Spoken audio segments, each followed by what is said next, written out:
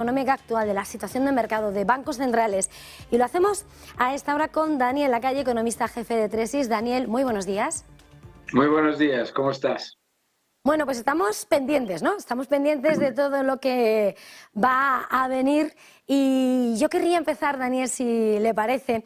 Es una jornada de preparación para lo que va a venir. Es verdad que mañana arranca la FED, tenemos cita con el BCE, el Banco de Inglaterra. Pero en ese contexto llegamos en plena resaca de lo que han sido las declaraciones de Janet Yellen, la secretaria del Tesoro norteamericano, que ha dicho que esa inflación en Estados Unidos cree que va a bajar el año que viene, que va a estar muy por debajo de lo que va a estar. Eso sí, dice que si no va a haber shocks imprevistos. Mañana vamos a conocer el IPC y esos shocks imprevistos, no sé de alguna manera cómo pueden intercalarse con lo que es la macro en tiempo y forma. ¿Cómo entiende ese diagnóstico que llega por parte de la secretaria del Tesoro y cómo prepara de alguna manera lo que puede ser el discurso de Powell de los próximos días? Bueno, yo creo que lo que hace Yellen es básicamente preparar a todos a soportar una inflación persistente. Pues lo que está hablando es que la inflación, en cuanto a tasa de subida anual, va a moderarse, pero que los precios van a seguir subiendo y, más importante, van a seguir subiendo muy por encima de los niveles que consideraríamos aceptables desde un punto de vista de de lo que es un banco central, ¿no? La secretaria Yellen, además, desafortunadamente, pues no tiene un buen historial de predicciones sobre la inflación. Dijo que la inflación era por el efecto base, después dijo que era transitoria, después dijo que era temporal y ahora está recordándonos pues lo que ya es una evidencia, todo el mundo se equivoca, no pasa nada. Entonces yo creo que lo que nos están mostrando es que la ruta que los bancos centrales se han puesto de subida de tipos se va a llevar a cabo y que el proceso que Jerome Powell ha dictado en cuanto a subidas de tipos y reducción del balance no va a cambiar. Yo creo que eso es el mensaje que todos los inversores deben tener en cuenta. Hay un porcentaje peligrosamente alto de inversores que están asumiendo que la Reserva Federal no va a hacer lo que ha dicho que va a hacer o que el Banco Central Europeo no se va a atrever a subir los tipos tanto como lo ha dicho que lo va a subir, y yo creo que eso es muy peligroso porque yo creo que ya es evidente tanto en el 2022 como en la evidencia de los datos de inflación que los bancos centrales tienen que tomar medidas serias para combatir esa inflación y que porque baje el ritmo de subida de los precios de un 9% a un 5% no significa que estén bajando los precios, por supuesto, y desde luego no significa que los bancos centrales no vayan a hacer esas subidas de tipos. Estaba señalando como de alguna manera el trabajo de los bancos centrales va a continuar con ese caballo de batalla de derrotar a la inflación. Decía Janet Yellen, que apuntaba ahora mismo como reconoce que todos nos equivocamos, lo que pasa es que está pesando, ¿no?, los errores de los bancos centrales con otra dimensión. Cómo de alguna manera se están corrigiendo, dice que las causas subyacentes se están resolviendo, pero bueno, mientras en el mercado, pues eso, continúa la subida de tal vez 50 esta semana. Es verdad que los recortes se alejan en el tiempo y mientras algunos van elevando, ¿no?, lo que puede ser ese tipo, decíamos al 5, luego ya se ha ido subiendo, algunos especulando 6, 6,5. No sé hasta qué punto ve, aunque decía que Powell dice que lo importante es ir el paso a paso, ¿no?, antes de ver el tope de esa subida y cuál va a ser la respuesta. ¿Cómo se va a ir desarrollando ese camino? Bueno, yo creo que un 5,5% debería estar descontado por los inversores. Yo creo que considerar un tipo menor al 5,5% para el tipo de referencia de la Reserva Federal es ser probablemente demasiado agresivo. No quiero decir optimista porque no considero que haya nada de optimista en esperar tipos bajos, ¿no? Pero yo creo que, por supuesto, pues se podría llegar al 6,5, probablemente. Imaginemos que el año que viene la inflación subyacente, que es el gran problema de las economías desarrolladas, por lo tanto no tiene absolutamente nada que ver con los factores que dice Janet Yellen. La subyacente se mantiene por encima del 6-7%. Claramente la Reserva Federal tendría que subir los tipos más del 5,5%. Por lo tanto, yo creo que tenemos que manejar un escenario en el que tomemos como base lo que ya han dado como senda de subida de tipos. Las causas de la inflación son muy evidentes y son monetarias. Cuando le echan la culpa a las materias primas suben porque es mucha más cantidad de dólares destinada a activos relativamente escasos. Desde el momento en el que se han empezado a subir los tipos, las materias primas han corregido y vamos a cerrar el año 2022 con el petróleo y los cereales, que se supone que están afectados por la guerra de Ucrania, en negativo. Y yo creo que estos son datos positivos para la inflación titular. Pero la inflación subyacente, excluyendo el precio de la energía y de los alimentos, sigue muy elevada. Y sigue muy elevada, además va a seguir muy elevada según las estimaciones de estos bancos centrales, lo cual significa que el efecto es puramente monetario.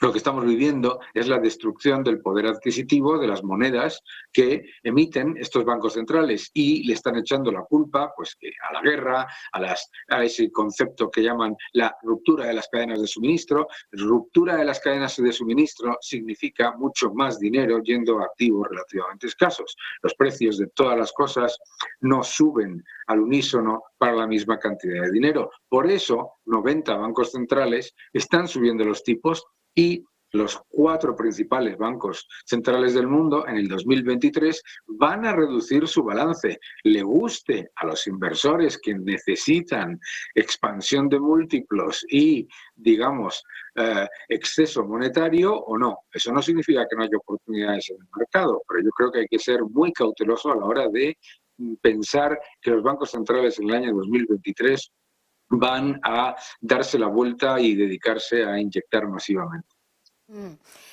Antes de cambiar, porque hoy sí que querría hacer un monográfico, preguntarle sobre la situación del Reino Unido, pero hablando sobre las naturalezas de esa inflación, hablando sobre esos bancos centrales, inevitablemente y por cercanía nos toca la cita con Lagarde, con De Guindos, sí. Banco Central Europeo, es evidentemente decisión esperada de subida de tipos, parece que vencen los 50 puntos básicos, aún así son ya niveles no vistos desde 2008 y, bueno, parece que el tipo máximo se podría tocar ya en el primer trimestre del año que viene, tal vez. No sé, en el caso de la política monetaria europea, donde además, de alguna manera, poco son los que creen que se vaya a esquivar el escenario de recesión, ¿cómo va a convivir esa política monetaria que Lagarde, de todas formas, incluso con un discurso algo más pesimista que ha tardado en tener, ha señalado que es necesario para combatir la inflación?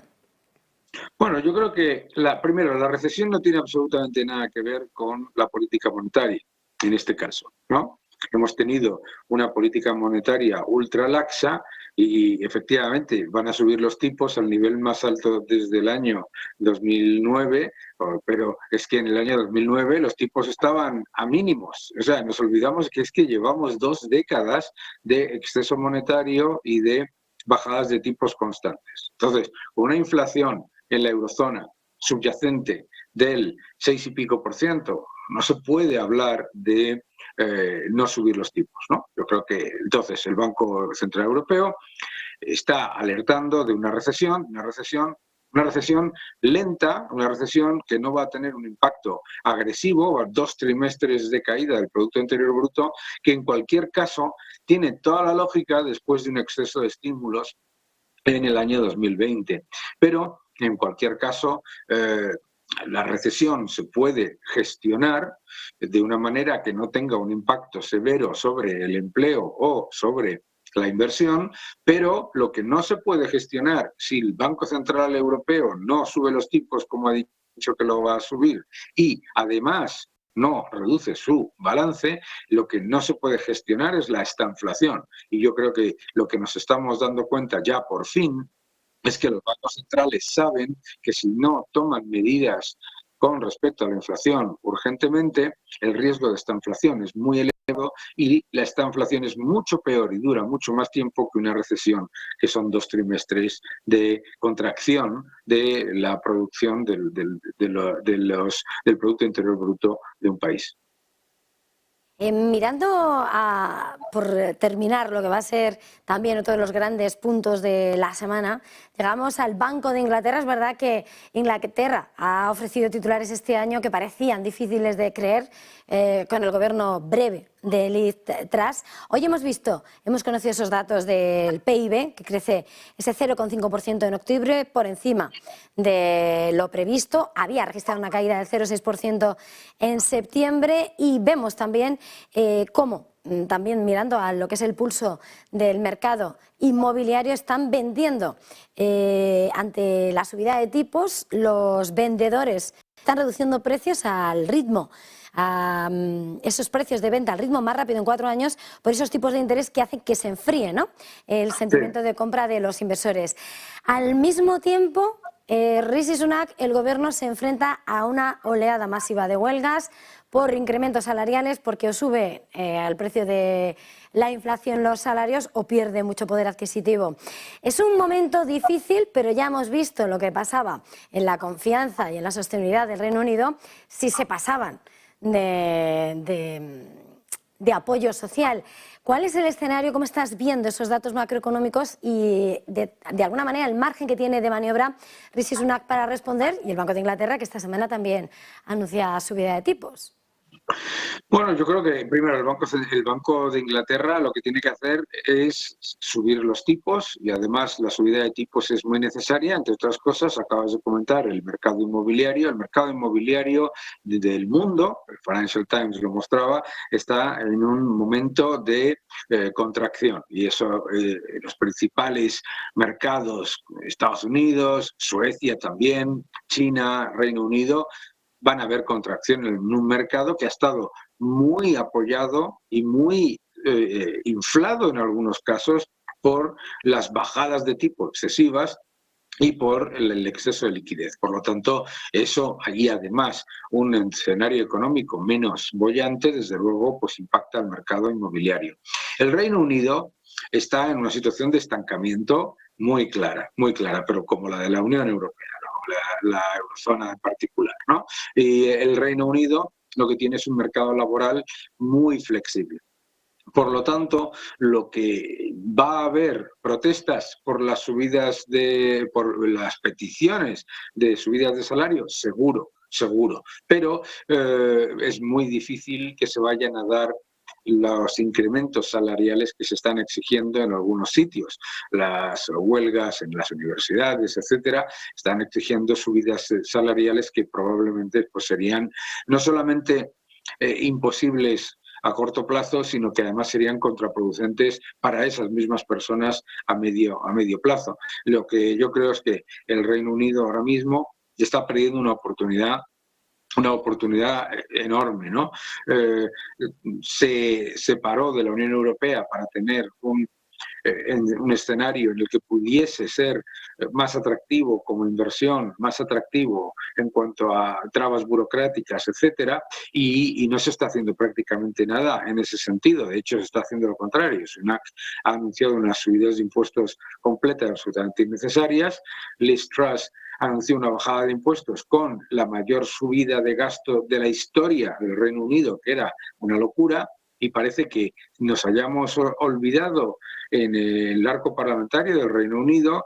Parece que los conservadores se hayan olvidado de que los conservadores deberían ser fiscalmente responsables, es decir, bajar impuestos y bajar gastos, ¿no? Y que los laboristas no se deberían estar alegrando por una situación que empeora la situación de los trabajadores, como es lo que están proponiendo, que es imprimir masivamente moneda. Pues muchísimas gracias por este análisis, por ofrecernos su visión, Daniel Lacalle, economista jefe de Tresis. Un verdadero placer, feliz jornada y hasta la próxima. Muchas gracias, un fuerte abrazo. Nosotros en este punto pasan 7 minutos.